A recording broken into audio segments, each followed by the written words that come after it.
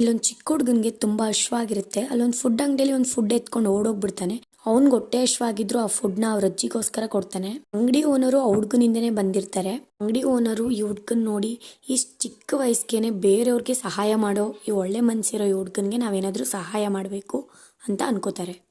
ಏನೇ ಸಹಾಯ ಬೇಕಿದ್ರು ಬಾ, ನಿನಗೆ ಊಟ ಬೇಕು ಅನಿಸ್ದಾಗ ನನ್ನ ಅಂಗಡಿ ಹತ್ರ ಬಾ ಅಂತ ಸ್ವಲ್ಪ ದುಡ್ಡು ಕೊಟ್ಬಿಟ್ಟು ಹೋಗ್ತಾರೆ.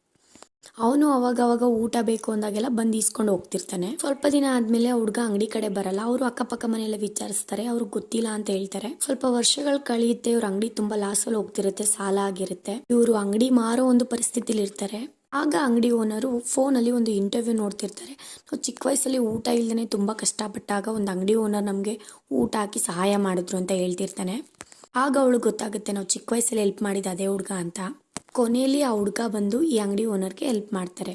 ಮಾರಲ್ ಆಫ್ ದ ಸ್ಟೋರಿ, ಒಳ್ಳೇದಾಗ್ಲಿ ಕೆಟ್ಟದಾಗ್ಲಿ ನಾವೇನು ಮಾಡ್ತೀವೋ